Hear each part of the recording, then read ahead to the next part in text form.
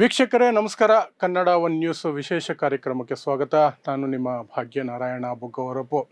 ಇವತ್ತು ನಮ್ಮೊಂದಿಗೆ ಒಬ್ಬ ವಿಶೇಷ ಅತಿಥಿ ಇದ್ದಾರೆ, ಹಜ್ ಕಮಿಟಿ ಅಧ್ಯಕ್ಷರಿದ್ದಾರೆ. ಸೊ ಹಜ್ ಕುರಿತಾಗಿ ಈ ಹಜ್ ಕಮಿಟಿಯಿಂದ ಆಗ್ತಿರುವಂತಹ ವ್ಯವಸ್ಥೆಗಳು ಮತ್ತು ಅವರ ಯೋಜನೆಗಳೇನು ಮತ್ತು ಈ ವರ್ಷದ ಹಜ್ ಯಾತ್ರೆಗೆ ಎಷ್ಟು ಜನರಿಗೆ ಅನುಕೂಲಗಳಾಗ್ತವೆ, ಇಂತಹ ವಿವರಗಳನ್ನು ಅವರಿಂದ ಪಡೆಯುವಂತಹ ಪ್ರಯತ್ನ ಮಾಡೋಣ. ಸರ್, ಮೊದಲಿಗೆ ನಾವು ನಿಮಗೆ ಇಂಟ್ರೊಡ್ಯೂಸ್ ಮಾಡ್ತಿರುವಂಥದ್ದು ಜುಲ್ಫಿಕರ್ ಅಹಮದ್ ಖಾನ್ ಟಿಪ್ಪು ಅವರು. ಇವರು ಕರ್ನಾಟಕ ರಾಜ್ಯ ಹಜ್ ಕಮಿಟಿಯ ಹಜ್ ಸಮಿತಿಯ ಅಧ್ಯಕ್ಷರು. ಈ ಹಿಂದೆ ಸಹ ಅವರು 2006 ಮತ್ತು 2007ರಲ್ಲಿ ಒಮ್ಮೆ ಅಧ್ಯಕ್ಷರಾಗಿದ್ದರು. ಮತ್ತೆ ಅವರು ಈಗ ಅಧ್ಯಕ್ಷರಾಗಿ ಆಯ್ಕೆಯಾಗಿದ್ದಾರೆ. ಈ ವರ್ಷ ಕೂಡ ಅವರೇ ಅಧ್ಯಕ್ಷರಾಗಿದ್ದಾರೆ. ಸೊ ಅವರನ್ನು ಕಾರ್ಯಕ್ರಮಕ್ಕೆ ಸ್ವಾಗತ ಮಾಡೋಣ. ಸರ್, ಕಾರ್ಯಕ್ರಮ ಸ್ವಾಗತ. ಸೊ ಜುಲ್ಫಿಕರ್ ಅಹಮದ್ ಖಾನ್ ಟಿಪ್ಪು ಅವರು ಸಮರ್ಥವಾಗಿ ಹಜ್ ಕಮಿಟಿಯಲ್ಲಿ ಕಾರ್ಯನಿರ್ವಹಿಸ್ತಾರೆ ಅನ್ನೋದಕ್ಕೆ ಒಂದು ಸಾಕ್ಷಿಯಾಗಿ ಕಳೆದ ವರ್ಷದ ಅವರ ಕಮಿಟ್ಮೆಂಟಿಗೆ ಮತ್ತು ಕೆಲಸದ ಸಾಮರ್ಥ್ಯವನ್ನು ಗುರುತಿಸಿ ರಾಜ್ಯ ಸರ್ಕಾರ ಅವರಿಗೆ best chairman of Haj committee ಅವಾರ್ಡನ್ನು ಸಹ ಕೊಟ್ಟಿದೆ. DCM DK ಶಿವಕುಮಾರ್ ಅವರ ನೇತೃತ್ವದಲ್ಲಿ ಅವರಿಗೆ ಆ ಸನ್ಮಾನವನ್ನು ಮಾಡಲಾಯಿತು. ಅನಂತರ ಕಳೆದ ವರ್ಷ ಸುಮಾರು 8,000 ಜನರಿಗೆ ಹಜ್ಗೆ ಹೋಗುವಂತಹ ವ್ಯವಸ್ಥೆಯನ್ನು ವ್ಯವಸ್ಥಿತವಾಗಿ ಮಾಡುವ ಮೂಲಕ ಈ ಒಂದು ಏನು ಅವಾರ್ಡ್ ಏನಿದೆ, ಪ್ರಶಸ್ತಿ ಏನಿದೆ, ಅದಕ್ಕೆ ಭಾಜನರಾಗಿದ್ದರು. ಸೊ ಈಗ ಈ ವರ್ಷದ ಕಾರ್ಯಕ್ರಮಗಳೇನು ಮತ್ತು ಹೇಗೆ ನಡೀತಾ ಇದೆ ತಯಾರಿ, ಅದರ ಬಗ್ಗೆ ಒಂದಷ್ಟು ಮಾಹಿತಿಯನ್ನು ಅವರಿಂದಲೇ ಪಡ್ಕೊಳ್ಳೋಣ. ಸರ್, ಸೊ ಈ ವರ್ಷ ಕೋಟ ಏನಾದರೂ ಹೆಚ್ಚಾಗಿದೆ ಸರ್ ಕರ್ನಾಟಕದ ಕಡೆಯಿಂದ? ಮೊದಲಾಗಿ ನಮಸ್ಕಾರ. TV ಕನ್ನಡ ನ್ಯೂಸ್ 1 ಚಾನೆಲ್ ಫೌಂಡರ್ಸ್ಗೂ ಹಾಗೂ ತಮಗೆ ನನ್ನ ಕಡೆಯಿಂದ ಆರ್ಥಿಕ ಶುಭಾಶಯಗಳು. Thank you. ನಮ್ಮ ನಾಯಕರು ಹೇಳ್ತಾರೆ, ಈ ಮೀಡಿಯಾ ಇವತ್ತು ಪ್ರಪಂಚದಲ್ಲಿ ನಮ್ಮ ಡೆಮೊಕ್ರೆಟಿಕ್ ಸೆಟಪ್ನಲ್ಲಿ ಮೀಡಿಯಾದು ತುಂಬ ಇಂಪಾರ್ಟೆಂಟ್ ಪಾತ್ರ ಇರುತ್ತೆ. ಎಲ್ಲ ಸಮಾಜ ವರ್ಗವ್ರಿಗೆ ಒಟ್ಟುಗೂಡಿಸಿ ತಗೊಂಡೋಗಿ ಕೆಲಸ ಮಾಡಬೇಕಂತ ನಮ್ಮ ಸಮೀರ್ ಸಾಹೇಬರು ಯೂಶ್ಲಿ ಹೇಳ್ತಾ ಇರ್ತಾರೆ. ಹಂಗಾಗಿ ತಮಗೂ ತುಂಬ ದೊಡ್ಡ ಕೆಲಸ ಮಾಡ್ತಾ ಇದ್ದೀರಾ. ಮೀಡಿಯಾ ಮುಖಾಂತರ ಜನಕ್ಕೆ ಮುಟ್ಸೋಕ್ಕೆ ತುಂಬ ಜಾಸ್ತಿ ವ್ಯೂವರ್ಸ್ ಇದ್ದಾರೆ. ತಮಗೆಲ್ಲರಿಗೂ ಆರ್ಥಿಕ ಶುಭಾಶಯಗಳು ಕೊಡ್ತಾ, ಈಗೇನು ತಾವು ಕೇಳಿದ್ದೀರಾ, ಲಾಸ್ಟ್ ಇಯರು ಹಜ್ ಯಾತ್ರಿಗಳು 10,000 ಜನ ನಮ್ಮ ಕರ್ನಾಟಕದಿಂದ. ಓಕೆ. ಹಾಗೂ ಇದನ್ನು ನಾನು ಚೇರ್ಮನ್ ಆಗೋದು ಮುಂಚೆ ಏನಾಗ್ತಾ ಇತ್ತು ಅಂದರೆ, ಸುಮಾರು ಇಲ್ಲಿಂದ ಯಾತ್ರಿಗಳು ಹೋಗ್ತಾ ಇದ್ರು. ನಾವು ಏನು ಮಾಡ್ತಾ ಇದ್ವಿ ಅಂದರೆ, ಹಜ್ ಕಮಿಟಿಯಿಂದ ಹಜ್ ಇನ್ಸ್ಪೆಕ್ಟರ್ಸ್ ಅಂತ ನಾವು ಕಳಿಸ್ತಾ ಇದ್ವಿ. ಅವ್ರದ್ದು ಈ ಲಾಸ್ಟ್ ನಾನು ಚೇರ್ಮನ್ ಆದಂತ ಯಾವಾಗ ಆಗಿದೆ ಆವತ್ತಿಂದ ನಾನು ಸ್ವಲ್ಪ ಆರ್ಗನೈಸ್ಡ್ ಅವ್ರಿಗೆಲ್ಲ ಟ್ರೈನಿಂಗ್ ಕೊಟ್ಟು, ಯಾವ ಥರ ನೀವು ಹೋಗಿ ಅಲ್ಲಿ ಹಾಜಿಗಳಿಗೆ ಅಟೆಂಡ್ ಮಾಡಬೇಕು, ಬಿಲ್ಡಿಂಗ್ ವೈಸ್ ಏನು ಡೈಲಿ ಪ್ರಾಬ್ಲಮ್ಸ್ ಹಾಜಿಗಳಿಗೆ ಏನು ಬರುತ್ತೆ. ಯಾಕಂದರೆ ಅಲ್ಲಿ ಏನಾಗುತ್ತೆ ಅಂದರೆ, ನಾವು ಇಂಡಿಯಾ ಬಿಟ್ಟ ತಕ್ಷಣ ಅಲ್ಲಿ ಲ್ಯಾಂಗ್ವೇಜ್ ಪ್ರಾಬ್ಲಮ್ ಆಗುತ್ತೆ. ಯಾಕಂದರೆ ಸುಮಾರು ನಮ್ಮವ್ರಿಗೆ ಅರಬಿಕ್ ಬರಲ್ಲ. ಅಲ್ಲಿ ಬರೀ ಅಲ್ಲಿ ಅರ್ಥ ಆಗದೆ ಅರಬಿಕ್, ಇಂಗ್ಲೀಷು ಸಾಮಾನ್ಯ ಅಲ್ಲಿ ಗೊತ್ತಾಗಲ್ಲ. ಹಾಗಾಗಿ ಸುಮಾರು ವರ್ಷಗಳಿಂದ ಏನಾಗ್ತಾ ಇತ್ತು ಅಂದರೆ, ನಾವು ಏನು ನಮ್ಮ ಸರ್ಕಾರದಿಂದ ಹಜ್ ಇನ್ಸ್ಪೆಕ್ಟರ್ಸ್ ಕಳಿಸ್ತಾ ಇದ್ವಿ, ಅವ್ರುಗಳು ಕರೆಕ್ಟ್ ಅವ್ರ ಪಾತ್ರ ಅಟೆಂಡ್ ಮಾಡ್ತಾ ಇರಲಿಲ್ಲ. ಯಾಕಂದರೆ ಅವರೇ ಮೇನ್ ಇಂಪಾರ್ಟೆಂಟ್ ಪಾತ್ರ ಅಟೆಂಡ್ ಮಾಡ್ಬೇಕು. ಯಾಕಂದರೆ ಏನೇ ಒಂದು ಸಮಸ್ಯೆ ಬಂದರೆ ಇಮಿಡಿಯೇಟ್ ಕಾಂಟ್ಯಾಕ್ಟ್ ಪಾಯಿಂಟು ನಮ್ಮ ಹಜ್ ಇನ್ಸ್ಪೆಕ್ಟರ್ಸೇ ಇರ್ತಾರೆ. ಹಾಗಾಗಿ ನಾನು ಈ ಸಲ ಏನು ಮಾಡಿದೆ, ಫಸ್ಟು ಅವ್ರಿಗೆ ಒಳ್ಳೆ ಟ್ರೈನಿಂಗ್ ಕೊಟ್ಟು ಎಲ್ಲ ಫ್ಲೈಟ್ನಲ್ಲಿ ಏನು ಮಾಡ್ತಾ ಇದ್ವಿ, ಎಲ್ಲ ಫ್ಲೈಟ್ನಲ್ಲಿ ಇಬ್ಬಿಬ್ರು ಹಜ್ ಇನ್ಸ್ಪೆಕ್ಟರ್ಸ್ ನಾವು ಕಳಿಸ್ತಾ ಇದ್ವಿ. ಎಲ್ಲರದು ಒಂದು ಫ್ಲೈಟ್ನಲ್ಲಿ ಒಂದು ವಾಟ್ಸಪ್ ಗ್ರೂಪ್ ಮಾಡ್ತಾ ಇದ್ವಿ ನಾವು, ಎಲ್ಲ ಹಾಜಿಗಳು. ಇವಾಗ ಒಂದು ಫ್ಲೈಟ್ನಲ್ಲಿ ಸುಮಾರು 300 ಜನ ಹೋಗ್ತಾ ಇದ್ವಿ. 300ರಿಂದ ಕೆಲವರು ದೊಡ್ಡ ಫ್ಲೈಟ್ನಲ್ಲಿ 340, 240 ಹಂಗೆ ಹೋಗ್ತಾ ಇದ್ರು. ಅವ್ರದ್ದೆಲ್ಲ ಒಂದು ವಾಟ್ಸಪ್ ಗ್ರೂಪ್ ಮಾಡಿ, ಅಲ್ಲಿ ಹೋದ್ರೆ ಏನೇ ಒಂದು ಸಮಸ್ಯೆ ಬಂದರೆ ಅಲ್ಲಿ ಕೌನ್ಸಿಲೇಟ್ ಜನರಲ್ ಆಫ್ ಇಂಡಿಯಾ ಇರುತ್ತೆ, ಹಜ್ ಮಿಷನ್ ಆಫ್ ಇಂಡಿಯಾ ಇರುತ್ತೆ. ಅವ್ರಿಗೆ ಹೆಂಗೆ ಟಚ್ ಮಾಡಬೇಕು, ಅಲ್ಲಿ ಏನೇನು ನಿಮ್ದು ಏನು ಪಾತ್ರ ಇರುತ್ತೆ ಅಂತ ಹೇಳ್ಕೊಟ್ಟು ಅವ್ರಿಗೆ ಒಳ್ಳೆ ಟ್ರೈನಿಂಗ್ ಮಾಡಿ ಕಳಿಸಿದ್ವಿ. ಹಾಗೂ ಅದಾದ್ಮೇಲೆ ಏನು ಮಾಡಿದೆ, ನಾನು ಸುಮ್ಮನೆ ಅಲ್ಲೇ ಕೂತ್ಕೊಂಡಿಲ್ಲ. ನಾನು ಡೈಲಿ ರಾತ್ರಿ ಹೊತ್ತು, ಯಾಕಂದರೆ ಅಲ್ಲೂ ನಮಗೂ 2.5 ಗಂಟೆ ವ್ಯತ್ಯಾಸ ಇರುತ್ತೆ. ಡೈಲಿ ರಾತ್ರಿ ಹೊತ್ತು ನಮ್ಮ ಅಫಿಷಿಯಲ್ಸ್ ಕೂತ್ಕೊಂಡು ಡೈಲಿ ಬಿಲ್ಡಿಂಗ್ ವೈಸು ನಾವು ಮಾನಿಟರ್ ಮಾಡ್ತಾ ಇದ್ವಿ, ಏನೇನು ಪ್ರಾಬ್ಲಮ್ಸ್ ಇದೆ, ಹೆಂಗೆ ಅವ್ರಿಗೆ ಪ್ರಾಬ್ಲಮ್ ಸಾಲ್ವ್ ಮಾಡಬೇಕಂತ. ಹಾಗಾಗಿ ಹಂಗೂ ನಮ್ಮ ಕೌನ್ಸಿಲೇಟ್ ಜನರಲ್ಲು, ಆಮೇಲೆ ನಮ್ಮ CEO ಏನಿದ್ದಾರೆ, ನಮ್ಮ ಸೆಂಟ್ರಲ್ ಹಜ್ ಕಮಿಟಿ CEO ಶಾನವಾಜ್ ಅಂತ, ಆಮೇಲೆ ನಮ್ಮ CGA ಬಂದು ಫಹದ್ ಸಾಹೇಬ್ರು ಅಂತ, ಅವರೆಲ್ಲ ನನಗೆ ತುಂಬ ಒಳ್ಳೆ ಸಹಕಾರ ಕೊಟ್ಟರು ಈ ಸಲ. ಹಾಗಾಗಿ ನಮ್ಮದು ಈ ಸಲ 99.9% ಕಂಪ್ಲೇಂಟ್ ಇರಲಿಲ್ಲ ಹಾಜಿಗಳು. ಯಾಕಂದರೆ ತಮ್ಗೆ ಗೊತ್ತು, ಒಂದು ಸಣ್ಣ ಒಂದು ಮದುವೆ ಆದರೆ ಮದುವೆನಲ್ಲಿ 1,000-2,000 ಜನ ಸೇರ್ತಾರೆ, ಅದ್ರಲ್ಲಿ ಎಷ್ಟು ಪ್ರಾಬ್ಲಮ್ಸ್ ಆಗತ್ತೆ ಅಂತ. ಇದು ಲಕ್ಷಾಂತರ ಜನ ಸೇರ್ತಾರೆ. ಇಡೀ ಪ್ರಪಂಚದ ಜನ ಬರ್ತಾರೆ. ಹಾಗಾಗಿ ನಾವು ಒಂದು ಏನು ಸಿಸ್ಟಮ್ ಮಾಡ್ತೀವಿ ಆ ಸಿಸ್ಟಮ್ ಪ್ರಕಾರ ಹೋದ್ರೆ, ಯಾಕಂದ್ರೆ ಇದು ಪವಿತ್ರ ಯಾತ್ರೆ ಇದು. ಈ ಯಾತ್ರೆಯಲ್ಲಿ ಅಲ್ಲಾದು ತುಂಬಾ ಒಂದು ವಿಶೇಷ ಸಪೋರ್ಟ್ ಇರುತ್ತೆ. ಇಲ್ಲಿ ಕೆಲವು ಒಂದು ವಿಚಾರಗಳು ನಾವು ಹೇಳಕ್ಕೆ ಆಗಲ್ಲ, ಯಾಕಂದ್ರೆ ನ್ಯಾಚುರಲ್ ಅಲ್ಲ ಇಂದ ಆಗೋ ಕೆಲಸಗಳು ಇರುತ್ತೆ, ನಾವು ಯೋಚನೆ ಮಾಡಿರೋದು ಅಂತ ಕೆಲಸಗಳೆಲ್ಲ ಈ ಸಲ ಆಗಿದೆ. ನಾನು ಅಲ್ಲಾ ಸುಬಾನ್ ತಾಲಾಗೆ ಈ ಒಂದು ಸಂದರ್ಭದಲ್ಲಿ ಥ್ಯಾಂಕ್ಸ್ ಹೇಳ್ತಾ, ಹಾಗೂ ನಮ್ಮ ನಾಯಕರು ಏನು ನನಗೆ ಹಜ್ ಕಮಿಟಿ ಚೇರ್ಮನ್ ಮಾಡಿದ್ರು ಜಮೀರ್ ಅಹಮದ್ ಸಾಹೇಬ್ರು, ಹಾಗೂ ನಮ್ಮ ಹಜ್ ಮಿನಿಸ್ಟ್ರು, ನಮ್ಮ ವಾಲಂಟಿಯರ್ಸು, ನಮ್ಮ ಹಜ್ ಅಫಿಷಿಯಲ್ಸು ಎಲ್ಲ ತುಂಬಾ ಸಹಕಾರ ಮಾಡಿ ಒಂದು ಯಾತ್ರೆಗೆ ಸಕ್ಸಸ್ ಮಾಡಿದ್ದಾರೆ. ಎಲ್ಲರಿಗೂ ನಂಬಿಕೆ, ಅವ್ರಿಗೆಲ್ಲ ಆರ್ಥಿಕ ಶುಭಾಶಯಗಳು ಕೊಡ್ತೀನಿ. ಹಾಗಾಗಿ ನನಗೆ ಪ್ರೈಡ್ ಆಫ್ ಕರ್ನಾಟಕ ಅಂತ ಏನು ಒಂದು ನನಗೆ ಸಿಕ್ತು, ಅವಾರ್ಡ್ ಸಿಕ್ತು. ಅದಕ್ಕೆ ನಾನು ಒಬ್ಬನೇ ಕಾರಣಕರ್ತರ ಇಲ್ಲ, ಎಲ್ಲರೂ ಸೇರಿ ಅದಕ್ಕೆಲ್ಲರೂ ಅಗ್ದಾರು. ಏನು ಈ ಹೆಸರು ಹೇಳಿದೀನಿ, ನಮ್ಮ ಜಮೀರ್ ಸಾಹೇಬ್ರು, ನಮ್ಮ ಹಜ್ ಮಿನಿಸ್ಟ್ರು, ನಮ್ಮ ವಾಲಂಟಿಯರ್ಸು, ನಮ್ಮ ಹಜ್ ಸ್ಟಾಫು ಎಲ್ಲ ಸೇರಿ ಅದಕ್ಕೆ ಒಂದು ಸಕ್ಸಸ್ ಮಾಡಿದೀವಿ. 0% ಕಂಪ್ಲೇಂಟ್ ಬಡ್ತು. ಯಾಕಂದ್ರೆ ಸುಮಾರು ವರ್ಷಗಳಿಂದ ಹಜ್ಜು ನಮ್ಮ ಹುಜೂರ್ ಸಲ್ಲಲ್ಲಾಹು ಅಲೈಹಿ ವಸಲ್ಲಂ ಕಡೆಯಿಂದ ಆವತ್ತಿಂದ ಹಜ್ ಯಾತ್ರಾ, ಆಮೇಲೆ ಖ್ಯಾಮತ್ ನಾವು ಎಷ್ಟು ನಮ್ದು ಬಿಲೀವ್ ಇದೆ, ಖ್ಯಾಮತ್ last day of the world ಆವಾಗವರೆಗೂ ಹಜ್ಜು ನಡೀತಾನೆ ಇರುತ್ತೆ. ಇನ್ನ 1000 ವರ್ಷ ಹಜ್ ನಡೆಯುತ್ತೆ. ಅದು ಈ ಸಲ ಒಂದು ನಮ್ಮ ಕರ್ನಾಟಕದಿಂದ ಎಷ್ಟು ಹಾಜಿಗಳು ಹೋಗಿದ್ರು ಅವರೆಲ್ಲ ತುಂಬಾ ನಮ್ಗೆ ಬಂದು ಕಂಗ್ರ್ಯಾಚುಲೇಟ್ ಮಾಡಿದ್ರು. ನಮ್ಮ ಎಲ್ಲ ನಾಯಕರಿಗೂ ಥ್ಯಾಂಕ್ಸ್ ಹೇಳಿದ್ದಾರೆ. ಹಂಗಾಗಿ ಇದು ಒಂದು ಗ್ರೇಟ್ ಸಕ್ಸಸ್ ಅಂತ ಹೇಳಕ್ ಇಷ್ಟಪಡ್ತೀನಿ. ಓಕೆ, ಸೊ ಈ ವರ್ಷ ಎಷ್ಟು ಜನಕ್ಕೆ ಎಕ್ಸ್ಪೆಕ್ಟ್ ಮಾಡ್ತೀವಿ? ಈ ಸಲ ಲಾಸ್ಟ್ ಟೈಮ್ ಏನು ಒಂದು ಗ್ರ್ಯಾಂಡ್ ಸಕ್ಸಸ್ ಆಯ್ತು ನಮ್ದು. ಹಾಗಾಗಿ ಸಾಮಾನ್ಯವಾಗಿ ಏನಾಗ್ತಾ ಇತ್ತು ಅಂದ್ರೆ, ನಮ್ಮ ಕರ್ನಾಟಕದಿಂದ ಒಂದು 12,000 13,000 ಜನ ಅಪ್ಲೈ ಮಾಡ್ತಾ ಇದ್ರು. ಅದ್ರಲ್ಲಿ ಕುರ್ರ ಆಗ್ತಾ ಇತ್ತು. ನಮ್ ಕೋಟಾ ಇದ್ದಿದ್ದು 7,500 ಕೋಟಾ ಇರುತ್ತೆ ಕರ್ನಾಟಕಕ್ಕೆ. ಈ ಸಲ 19,000 ಜನ ಅಪ್ಲೈ ಮಾಡಿದ್ದಾರೆ. ಇದು highest in the history. 19,000 apply ಮಾಡಿದ್ದಾರೆ. ಅದ್ನಲ್ಲಿ 17,000 ಜನ ಕ್ವಾಲಿಫೈ ಆದ್ರು. ಯಾಕಂದ್ರೆ ಅದ್ನಲ್ಲಿ ಸ್ವಲ್ಪ ಮಿಸ್ಟೇಕ್ಸ್ ಎಲ್ಲ ಮಾಡಿರ್ತಾರೆ. 17,000 ಜನ ಕ್ವಾಲಿಫೈ ಆದ್ರು.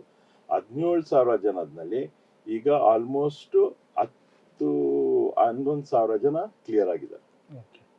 ಸೊ ಈಗ 11,000 ಜನ ಕ್ಲಿಯರ್ ಆಗಿದ್ದಾರೆ. ಇನ್ನ 3,500-4,000 ಇನ್ನ ಬ್ಯಾಲೆನ್ಸ್ ಇದೆ, ವೇಟ್ ಲಿಸ್ಟ್ ಇದೆ. ಅದು ಟ್ರೈ ಮಾಡ್ತಾ ಇದ್ದೀನಿ ಪೂರ್ತಿ ಕಂಪ್ಲೀಟ್ ಮಾಡೋದು. Okay sir. ಸೊ ಮೊದಲನೇ ಬಾರಿಗೆ ಹೋಗ್ತಿರ್ತಾರೆ ಅಂತ ಇಟ್ಕೊಳ್ಳಿ, ಕೆಲವರೆಲ್ಲ 2ನೇ ಬಾರಿ 3ನೇ ಬಾರಿ ಹೋಗೋ ಸಾಧ್ಯತೆಗಳು ಇರ್ತವೆ. ಮೊದಲನೇ ಬಾರಿ ಹೋಗೋರು ಏನೆಲ್ಲ ಎಕ್ಸ್ಪೆಕ್ಟ್ ಮಾಡಬಹುದು? ಅಂದ್ರೆ ವ್ಯವಸ್ಥೆಗಳು ಏನೇನು ಇರ್ತವೆ? ಸರ್ಕಾರದಿಂದ ಯಾರು ಹಜ್ ಯಾತ್ರೆಗೆ ಹೋಗ್ತಾರೆ, ನಮ್ ಬೇಸಿಕ್ ಕಂಡೀಷನ್ ಅಂದ್ರೆ ಒಂದೇ ಸಲ ಹೋಗಿರ್ಬೇಕು. ಸೆಕೆಂಡ್ ಟೈಮ್ ರಿಪೀಟರ್ಸ್ ಗೆ ಅಲೌಡ್ ಇಲ್ಲ. ಒನ್ಸ್ ಇನ್ ಲೈಫ್ ಟೈಮ್ ಅಂತೀವಿಲ್ಲ, ಹಂಗಾಗಿ ಯಾಕಂದ್ರೆ ಎಲ್ಲಾರ್ಗು ಅವಕಾಶ ಸಿಗ್ಬೇಕು. ಲಕ್ಷಾಂತರ ಜನ ಇದ್ದಾರೆ, ಎಲ್ಲಾರ್ಗು ನಾವು 2 ಸಲ ಕಳ್ಸಕ್ ಆಗಲ್ಲ. ಪ್ರೈವೇಟ್ ಇಂದ ಹೋಗ್ಬೋದು ಅವ್ರು, ಆದ್ರೆ ಸರ್ಕಾರದ, ಯಾಕಂದ್ರೆ ಇಲ್ಲಿ ಕಾಸ್ಟ್ ಬಂದು ಲಾಸ್ಟ್ ಇಯರ್ ನಾವು ಒಂದು ಹಾಜಿಗಳಿಂದ 3,30,000 ತಗೊಂಡಿದೀವಿ. ಈ ಸಲ ಇನ್ನ ಡೆಫಿನೆಟ್ ಆಗಿಲ್ಲ, ಯಾಕಂದ್ರೆ ಈ ಸಲ ಒಂದು ಹೊಸ 2-3 ಯೋಜನೆ ತಗೊಂಡ್ ಬರ್ತಾ ಇದೆ ಸೆಂಟ್ರಲ್ ಗೌರ್ಮೆಂಟ್. ಊಟನೂ ಕೊಡ್ಬೇಕಂತ. ಇದ್ ಮೊದಲಾಗಿ ಊಟ ಕೊಡ್ತಾ ಇರ್ಲಿಲ್ಲ, ಬರೀ ಹೋಗೋದು ಬರೋದು ಇಷ್ಟೇ, ಟ್ರಾನ್ಸ್ಪೋರ್ಟೇಷನ್ ಅದೆಲ್ಲ ನಮ್ಮ ಹಜ್ ಕಮಿಟಿಯಿಂದ ಕೊಡ್ತಾ ಇದ್ರಿ. ಆದ್ರೆ ಈ ಸಲ ಊಟ ವ್ಯವಸ್ಥೆನೂ ಮಾಡಬೇಕು ಅಂತ ಇದೀವಿ. ಅದು ಯಾಕಂದ್ರೆ ಇನ್ನ ಸಿಂಪ್ಲಿಫೈಡ್ ಮಾಡಿಲ್ಲ ಇನ್ನ. ಯಾಕಂದ್ರೆ ಇವಾಗ ನಮ್ ಕರ್ನಾಟಕದ ಒಂದ್ ಟೇಸ್ಟ್, ನಾರ್ತ್ ಇಂಡಿಯಾದ ಒಂದ್ ಟೇಸ್ಟ್, ಕೇರಳ ಅವ್ರದ್ದು, ಸೌತ್ ಇಂಡಿಯಾನಲ್ಲೇ ಕೇರಳ ಅವ್ರದ್ದು ಒಂದ್ ಟೇಸ್ಟ್ ಇರುತ್ತೆ, ನಮ್ ಕರ್ನಾಟಕದ ಒಂದ್ ಟೇಸ್ಟ್ ಇರುತ್ತೆ. ಹಾಗಾಗಿ ಇನ್ನ ಅದು ಡೆಫಿನೆಟ್ ಆಗಿ ಆದ್ರೆ ಈ ಸಲ ಮಾಡ್ತೀವಿ ಅಂತ ಸೆಂಟ್ರಲ್ ಗೌರ್ಮೆಂಟ್ ಅಶ್ಯೂರೆನ್ಸ್ ಕೊಟ್ಟಿದ್ದಾರೆ. ಅದು ಇನ್ನ ಫೈನಲೈಸ್ ಆಗಿದೆ. ಓಕೆ, ಹೊಸ ಯೋಜನೆಗಳೇನಾದ್ರು ಇದೆಯಾ ಸರ್ ಇದಕ್ಕೆ ಸಂಬಂಧಪಟ್ಟಂತೆ? ಹೊಸ ಯೋಜನೆಗಳು ಏನಂದ್ರೆ, ಈ ಸಲ ಹೋಗೋರ್ಗೆ ಎಲ್ಲ ನಾವು ಹೊಸ ವಾಚ್ ಕೊಡ್ತಾ ಇದೀವಿ. ಡಿಜಿಟಲ್ ವಾಚ್ ಅಂತಿರಲ್ಲ, ಆ ವಾಚ್ ಕೊಡ್ತಾ ಇದೀವಿ. ಆಮೇಲೆ ಟ್ರೈನಿಂಗ್ ಪ್ರೋಗ್ರಾಮ್ಸ್ ಈ ಸಲ ಹೊಸ ನಮ್ ಕಡೆಯಿಂದ, ನಮ್ ಕರ್ನಾಟಕದಿಂದ ನಾನು ಏನ್ ಮಾಡ್ತಾ ಇದ್ದೀನಿ ಅಂದ್ರೆ, ಆನ್ಲೈನ್ ಟ್ರೈನಿಂಗ್ 10 ದಿವಸದ ಕೊಟ್ಟು ನಾವು ಏನ್ ಮಾಡ್ತೀವಿ, ಡಿಸ್ಟ್ರಿಕ್ಟ್ ವೈಸ್ ಟ್ರೈನಿಂಗ್ ಮಾಡ್ತಾ ಇದ್ವಿ. ನಮ್ದು ಒಂದು ಸ್ಪೆಷಲ್ ಟೀಮ್ ಇದೆ. ಆ ಟೀಮ್ ಮುಖಾಂತರ ನಮ್ಮ ಏಜಾಜ್ ಸಾಹೇಬ್ರು ಅಂತ ಇದ್ದಾರೆ, ಅವರು ಮುಬೀನ್ ಅವರು, ಅವರೆಲ್ಲ ಸುಮಾರು ವರ್ಷಗಳಿಂದ ಇದು ಮಾಡ್ಕೊಂಡು ಬರ್ತಾ ಇದ್ದಾರೆ. ಹಾಗೂ ಈ ಸಲ ಹೊಸದಾಗಿ ನಾವು ಆನ್ಲೈನ್ ಟ್ರೈನಿಂಗ್, ಮನೆಯಿಂದಾನೇ ಕೂತಿ ಹಾಜಿ ಟ್ರೈನಿಂಗ್ ತಗೊಳ್ಬಹುದು. 10 ದಿವಸದ ಟ್ರೈನಿಂಗ್ ಕೊಡಕ್ಕೆ ಮಾಡ್ತಾ ಇದೀವಿ. ಆಮೇಲೆ ನಾವು ಒಂದು ಹಜ್ ಕಮಿಟಿಯಿಂದ ಅವ್ರಿಗೆ ಒಂದು ಸರ್ಟಿಫಿಕೇಟ್ ಅಟೆಂಡ್ ಮಾಡಿ ಯಾರ್ಯಾರು ಮಾಡಿದ್ದಾರೆ ಅವ್ರಿಗೆಲ್ಲ ಒಂದು ಸರ್ಟಿಫಿಕೇಟ್ ಕೊಡ್ತೀವಿ. ಆಮೇಲೆ ವಾಚಸ್ ಬರ್ತಾ ಇದೆ. ಇನ್ನೊಂದು ಹೊಸ ಯೋಜನೆ ಏನ್ ಬಂದಿದೆ ಅಂದ್ರೆ, ಮೊದಲು ಯಾರು ಹಾಜಿ ಹೋಗ್ತಾರೋ ಅವ್ರದ್ದು 40 ದಿವಸ ಮಾತ್ರ, ಎಲ್ಲಾರು 40 ದಿವಸಕ್ಕೆ ಹೋಗ್ಬೇಕಾಗಿತ್ತು. ಅಕಸ್ಮಾತ್ ಅವರು ಮುಂಚೆ ಬರ್ಬೇಕಂದ್ರೆ ಅವ್ರ ಟಿಕೆಟ್ ಇಂದ ಬರ್ಬೇಕಾಗಿತ್ತು. ಆದ್ರೆ ಈ ಸಲ ಹೊಸದಾಗಿ ಏನಾಗಿದೆ ಅಂದ್ರೆ 20 ದಿವಸ ಶಾರ್ಟ್ ಪ್ಯಾಕೇಜ್ ಅಂತ ಒಂದ್ ಮಾಡಿದ್ದಾರೆ. That is only for 20 days, 20 ದಿವಸಕ್ಕೆ. ಅದು 20 ದಿವಸಕ್ಕೆ ಒಂದ್ ಮಾಡಿದ್ದಾರೆ, ಆಮೇಲೆ 40 ದಿವಸಕ್ಕೆ ಮಾಡಿದ್ದಾರೆ. ಈ ಫಸ್ಟ್ ಸಲ ಅದು ಇಂಪ್ಲಿಮೆಂಟ್ ಮಾಡಿದ್ದಾರೆ. ನಮ್ಮ ಕರ್ನಾಟಕದಿಂದ ಈ ಸರಿ 3,500 ಜನ ಈ ಶಾರ್ಟ್ ಪ್ಯಾಕೇಜ್ಗೆ ಹೋಗ್ತಾ ಇದ್ದಾರೆ. ಓಕೆ ಸರ್, ಈ ನೀವು ಅಧ್ಯಕ್ಷರಾಗಿ 2ನೇ ಬಾರಿಗೆ ಅಧಿಕಾರ ವಹಿಸ್ಕೊಂಡ್ಮೇಲೆ ಸೊ ಇಲ್ಲಿಯವರೆಗೆ ನಿಮ್ಮ ಸಾಧನೆಗಳನ್ನು ಪಟ್ಟಿ ಮಾಡೋದಾದ್ರೆ ಏನೆಲ್ಲ ಹೇಳ್ಬೋದು ನೀವು? ನಮ್ದು ಹೊಸ ಹಜ್ ಕಮಿಟಿ ರಚನೆ ಆದಾಗ ನಮ್ಗೆಲ್ಲ ಈ ಸಲ ಮೆಂಬರ್ಸು ತುಂಬಾ ಒಳ್ಳೆ ಮೆಂಬರ್ಸ್ ಇದ್ದಾರೆ. ಅಲ್ಲಿ 3 ಮೌಲಾನಾಗಳು ಇದ್ದಾರೆ ನಮ್ಮ ಜೊತೆ, ಹಾಗೂ ಎಲ್ಲ ಮೆಂಬರ್ಸ್ ನಮ್ಮ ಜೊತೆ ತುಂಬಾ ಒಳ್ಳೆ ಸಹಕಾರ ಕೊಡ್ತಾ ಇದ್ದಾರೆ. ಯಾಕಂದ್ರೆ ನಮ್ಮ ನಾಯಕರು ಬಂದು BZ ಜಮೀರ್ ಅಹಮದ್ ಖಾನ್ ಸಾಹೇಬ್ರು, ಅವ್ರ ನೇತೃತ್ವದಲ್ಲಿ ಈ ಕಮಿಟಿ ಫಾರ್ಮ್ ಆಗಿದೆ. ಅವ್ರು ಎಲ್ಲರಿಗೂ ಐಡೆಂಟಿಫೈ ಮಾಡಿ ಅವ್ರಿಗೆ ಸೆಲೆಕ್ಟ್ ಮಾಡಿ ಏನು ಈ ಹೊಸ ಕಮಿಟಿ ರಚನೆ ಆಗಿದೆ. ತುಂಬಾ ಒಳ್ಳೆ ಮೆಂಬರ್ಸ್ ಇದ್ದಾರೆ. ಒಂದು ಮೆಂಬರ್ ಆಫ್ ಪಾರ್ಲಿಮೆಂಟ್ ಇದ್ದಾರೆ, ಒಂದು MLA ಇದ್ದಾರೆ, ಒಂದು MLC ಇದ್ದಾರೆ, ಹಾಗೂ ಸೋಷಿಯಲ್ ವರ್ಕರ್ಸ್ ಇದ್ದಾರೆ, ಹಾಗೂ ನಮ್ಮ ವಾಲಂಟಿಯರ್ಸ್ ಇದ್ದಾರೆ. ಅವರು ಸುಮಾರು ತುಂಬಾ ಒಳ್ಳೆ ಕೆಲಸ ಮಾಡ್ತಾರೆ. ಎಲ್ಲ ಹಜ್ ಕಮಿಟಿ ಸುಮಾರು ವರ್ಷಗಳಿಂದ ಅವರು ಹಾಜಿಗಳಿಗೆ ಮಾತ್ರ ಬಂದು ಏನ್ ಮಾಡ್ತಾರೆ, ಅವ್ರ ಕೆಲಸ ಕಾರ್ಯ ಎಲ್ಲ ಬಿಟ್ಟು ಬಂದು ಹಾಜಿಗಳಿಗೆ ಕೆಲಸ ಮಾಡ್ತಾರೆ. ಹಾಗೂ ನಮ್ಮ ಹಜ್ ಸ್ಟಾಫ್ ಇದ್ದಾರೆ, ಹಜ್ ಸ್ಟಾಫ್ ಅವರು ತುಂಬಾ ಒಳ್ಳೆ ಕೆಲಸ ಮಾಡ್ತಾ ಇದ್ದಾರೆ. ನಾನು ಹಜ್ ಕಮಿಟಿ ನಮ್ಮ ಫಾರ್ಮ್ ಆದಾಗ 10 ತಿಂಗಳಾಗಿದೆ ಇನ್ನೂವರೆಗೂ. ನಮ್ಮ ಹೊಸ ಯೋಜನೆಗಳು ಏನಂದ್ರೆ, ಫಸ್ಟ್ ಟೈಮ್ ಹಿಸ್ಟ್ರಿನಲ್ಲಿ 3 ಹಜ್ ಭವನ ಬರ್ತಾ ಇದೆ ಕರ್ನಾಟಕದಲ್ಲಿ. ಮೊದಲು ಹಜ್ ಇವಾಗ ಕ್ಯಾಬಿನೆಟ್ ಅಪ್ರೂವಲ್ ಮಂಗಳೂರ್ದು ಆಗೋಗಿದೆ. ಇವಾಗ ಜಸ್ಟ್ ಅದು ಶಂಕುಸ್ಥಾಪನೆ ಆಗ್ಬೇಕು. ಅದು ಡೇಟ್ ಇನ್ನ ನಮ್ಮ ಜಮೀರಣ್ಣನು ನಮ್ಮ ಸ್ಪೀಕರ್ ಸಾಹೇಬ್ರು ಇಬ್ರು ಡೇಟ್ ಕೊಡ್ಬೇಕು. ಯಾಕಂದ್ರೆ ಅದು ಫಾರ್ಮಾಲಿಟೀಸ್ ಎಲ್ಲ ಕಂಪ್ಲೀಟ್ ಆಗಿ ಹೋಗಿದೆ. ಕ್ಯಾಬಿನೆಟ್ ಅಪ್ರೂವಲ್ ಆಯ್ತು, ಟೆಂಡರ್ ಕರೆದಾಯ್ತು, ನಾವು ದುಡ್ಡು ಕಟ್ಟೆ ಆಯ್ತು ಹಜ್ ಕಮಿಟಿಯಿಂದ. ಅದು ಇವಾಗ ಒಂದು ಡೇಟ್ ಫಿಕ್ಸ್ ಆಗಿ ಅದು ಒಂದು ಇನಾಗ್ರೇಷನ್ ಮಾಡಬೇಕು. ಸೆಕೆಂಡು, ಗುಲ್ಬರ್ಗಾನಲ್ಲಿ ಇನ್ನೊಂದು ಹಜ್ ಹೌಸ್ ಬರ್ತಾ ಇದೆ. ಮೂರನೇದಾಗಿ ಇನ್ನೊಬ್ರು ವಾಲಂಟ್ರಿ ಆಗಿ ಅವ್ರ ಜಾಗ ಬಿದರ್ನಲ್ಲಿ ಒಬ್ರು ಜಾವೇದ್ ಸಾಹೇಬ್ರು ಅಂತ ಇದ್ದಾರೆ, ಅವ್ರು ಬಂದು ವಾಲಂಟ್ರಿ ಆಗಿ ಅವ್ರ ಜಾಗ ಕೊಡ್ತಾ ಇದ್ದಾರೆ. ಇದು ಒಂದು ಹಿಸ್ಟ್ರಿನಲ್ಲಿ ಫಸ್ಟ್ ಟೈಮು 3 ಹೊಸ ಹಜ್ ಭವನ ಬರ್ತಾ ಇದೆ. ಹಾಗೂ ನಮ್ಮ ಹಜ್ ಕಮಿಟಿ ಸ್ಟಾಫ್, ನಮ್ಮ ಹಜ್ ಕಮಿಟಿ 1996 ನಲ್ಲಿ ಹಜ್ ಕಮಿಟಿ ಫಾರ್ಮ್ ಆದಾಗಿಂದ ಇವತ್ತುವರೆಗೂ ನಮ್ಮ C&R ರೂಲ್ಸ್ ಸಿಸ್ಟಮೈಸ್ ಆಗಿರಲಿಲ್ಲ. ಸೆಂಟ್ರಲ್ ಗೌರ್ಮೆಂಟ್ ಅಪ್ರೂವಲ್ ಕೊಟ್ಟರು ಕೂಡ ಇನ್ನುವರೆಗೂ ಅಪ್ರೂವಲ್ ಆಗಿಲ್ಲ. ಈ ಸಲ ನಾನು ಚೇರ್ಮನ್ ಆದಾದ್ಮೇಲೆ C&R ರೂಲ್ಸ್ ಕ್ಯಾಬಿನೆಟ್ ನಲ್ಲಿ ಅಪ್ರೂವ್ ಆಗಿ 1 ತಿಂಗಳಾಯ್ತು. ಎಲ್ಲರಿಗೂ ಪೆನ್ಷನ್ ಸಿಗ್ತಾ ಇದೆ. ನಮ್ಮ ಸ್ಟಾಫ್ಗೆ ಈಗ ಎಲ್ಲರಿಗೂ 3 ಜನಕ್ಕೆ ಪ್ರಮೋಷನ್ ಆಯ್ತು. ಇದು 20 ವರ್ಷ ಆದ್ಮೇಲೆ ಇದು ಒಂದು ಗ್ರೇಟೆಸ್ಟ್ ಅಚೀವ್ಮೆಂಟ್ ನಮ್ಮ ಸ್ಟಾಫ್ಗೋಸ್ಕರ. ಯಾಕಂದ್ರೆ ಪಾಪ ಅವರು ಹಗಲು ರಾತ್ರಿ ದುಡಿತಾರೆ. ಹಜ್ಜಿಗಳು ಇರೋ ಟೈಮ್ನಲ್ಲಿ ಅವ್ರ ಟೈಮಿಂಗ್ಸ್ ಇರಲ್ಲ. ಬೇರೆ ಗೌರ್ಮೆಂಟ್ ಆರ್ಗನೈಸೇಷನ್ಸ್ ನಲ್ಲಿ ಏನಿರುತ್ತೆ ಅಂದ್ರೆ ಬೆಳಿಗ್ಗೆ 10:30 5:30ವರೆಗೂ ಇರುತ್ತೆ. ಆದ್ರೆ ನಮ್ಮ ಹಜ್ ಕಮಿಟಿನಲ್ಲಿ ಡ್ಯೂರಿಂಗ್ ಹಜ್ ಟೈಮ್ ಏನಿರುತ್ತೆ ಅಂದ್ರೆ ಪೂರ್ತಿ ರಾತ್ರಿ ಎಲ್ಲ ನಮ್ಮ ಹಜ್ ಸ್ಟಾಫ್ ಕೆಲಸ ಮಾಡ್ತಾರೆ. ಹಾಗೂ ತುಂಬಾ ಒಳ್ಳೆ ಹಜ್ ಸ್ಟಾಫ್ ಇದ್ದಾರೆ. ಅವ್ರಿಗೋಸ್ಕರ ಇದು ಏನ್ C&R ರೂಲ್ಸ್ ನಮ್ಮ ಜಮೀರಣ್ಣ ಕ್ಯಾಬಿನೆಟ್ ನಲ್ಲಿ ಅಪ್ರೂವ್ ಮಾಡಿಸಿದ್ದಾರೆ. ಹಂಗಾಗಿ ಅವ್ರಿಗೂ ಒಂದು ಒಳ್ಳೆ ಗಿಫ್ಟ್ ಈ ಇಯರ್ ನಮ್ಮ ಹಜ್ ಕಮಿಟಿ ಸ್ಟಾಫ್ ಅವ್ರಿಗೆ. ಹೊಸ ಇನ್ನೊಂದು ಅನೆಕ್ಸ್ ಬಿಲ್ಡಿಂಗು ಕ್ಯಾಬಿನೆಟ್ ನಲ್ಲಿ ಅಪ್ರೂವ್ ಆಗಿದೆ. ನಮ್ಮ ಹಜ್ ಕಮಿಟಿ ಪಕ್ಕದ್ದು ಒಂದು ಅನೆಕ್ಸ್ ಬಿಲ್ಡಿಂಗ್ ಬರ್ತದೆ, ಅದನ್ನು ಹಜ್ ಕಮಿಟಿ ನಲ್ಲಿ ಈ ಸಲ ಅಪ್ರೂವ್ ಆಗಿದೆ. ಕ್ಯಾಬಿನೆಟ್ ನಲ್ಲಿ 2 ಮಂಗಳೂರು ಅನೆಕ್ಸ್ ಬಿಲ್ಡಿಂಗ್ 2 ಅಪ್ರೂವ್ ಆಗಿದೆ, ಪ್ಲಸ್ C&R ರೂಲ್ಸ್ ಅಪ್ರೂವ್ ಆಗಿದೆ. ಇನ್ ಗುಲ್ಬರ್ಗ ಅದು ಪ್ರೋಸೆಸ್ ಪೈಪ್ಲೈನ್ ನಲ್ಲಿ ಇದೆ, ಅದು ಕ್ಯಾಬಿನೆಟ್ ನಲ್ಲಿ ಅಪ್ರೂವ್ ಆಗ್ಬಿಡುತ್ತೆ. ನಮ್ಮ ಜಮೀರಣ್ಣ, ನಮ್ಮ ಹಜ್ ಮಿನಿಸ್ಟರ್ ರಹೀಮ್ ಖಾನ್ ಸಾಹೇಬ್ರು ನಮ್ಗೆ ಎಲ್ಲಾ ತರ ಸಹಕಾರ ಕೊಡ್ಕೊಂಡು ಬರ್ತಾ ಇದ್ದಾರೆ. ನಮ್ಮೊಬ್ರು ಸ್ಪೆಷಲ್ ಆಫೀಸರ್ 10 ವರ್ಷ ಸರ್ಫರಾಜ್ ಸಾಹೇಬ್ರು ಅಂತ 10 ವರ್ಷ ನಮ್ಮ ಹಜ್ ಕಮಿಟಿಗೆ ತುಂಬಾ ಒಳ್ಳೆ ಕೆಲಸ ಮಾಡಿದ್ದಾರೆ. ಅವರು ಮೊನ್ನೆ 31st ರಿಟೈರ್ಡ್ ಆದ್ರು. ಅವ್ರಿಗೂ ನಮ್ಮ ಕಡೆಯಿಂದ ಆರ್ಥಿಕ ಶುಭಾಶಯಗಳು. ಅಲ್ಲ ಅವ್ರಿಗೆ ಚೆನ್ನಾಗಿ ಕಿರ್ಲಿ. ಯಾಕಂದ್ರೆ ತುಂಬಾ ಒಳ್ಳೆಯವರು, ತುಂಬಾ ಸಿನ್ಸಿಯರ್ ಆಗಿ ರಾತ್ರಿ ಎಲ್ಲ ಬಂದು ಕಷ್ಟಪಟ್ಟು ಕೆಲಸ ಮಾಡ್ತಾ ಇದ್ರು. 10 ವರ್ಷ ನಮ್ಮ ಹಜ್ ಕಮಿಟಿ ಕೆಲಸ ಮಾಡಿದ್ದಾರೆ. ಅವ್ರಿಗೆ ಎಲ್ಲಾ ತರ ದೇವರು ಎಲ್ಲ ಒಳ್ಳೇದ್ ಮಾಡ್ಲಿ ಅಂತ ನನ್ನ ಕಡೆಯಿಂದ ಈ ಒಂದು ಸಂದರ್ಭದಲ್ಲಿ TV1 ಮುಖಾಂತರ ಹೇಳಕ್ ಇಷ್ಟಪಡ್ತೀನಿ. ಸೊ ವೀಕ್ಷಕರೇ, ಇದಿಷ್ಟು ಹಜ್ ಕಮಿಟಿಯ ಹಾಲಿ ಅಧ್ಯಕ್ಷರಾಗಿರುವಂತಹ ಜುಲ್ಫಿಕರ್ ಅಹಮದ್ ಖಾನ್ ಟಿಪ್ಪು ಅವರು ಹಜ್ ಕಮಿಟಿಯಲ್ಲಿ ನಡೀತಾ ಇರುವಂತಹ ಹೊಸ ಯೋಜನೆಗಳು, ಇವರು ಅಧಿಕಾರ ವಹಿಸ್ಕೊಂಡ ಮೇಲೆ 2ನೇ ಬಾರಿಗೆ ಅಧಿಕಾರ ವಹಿಸ್ಕೊಂಡ ಮೇಲೆ ಮಾಡಿರುವಂತಹ ಸಾಧನೆಗಳು, ಮತ್ತು ಈ ವರ್ಷ ಎಷ್ಟು ಜನ ಹಜ್ಗೆ ಹೋಗೋದಕ್ಕೆ ಅರ್ಹರಾಗಿದ್ದಾರೆ, ಅವ್ರಿಗೆ ಆಗ್ತಿರುವಂತಹ ವ್ಯವಸ್ಥೆಗಳೇನು, ಮತ್ತು ಯಾವ ರೀತಿಯಲ್ಲಿ ಕೋಆರ್ಡಿನೇಷನ್ ನಡೀತಾ ಇದೆ ಅನ್ನೋದ್ರ ಬಗ್ಗೆ ಮಾಹಿತಿಯನ್ನು ಹಂಚ್ಕೊಂಡಿದ್ದಾರೆ.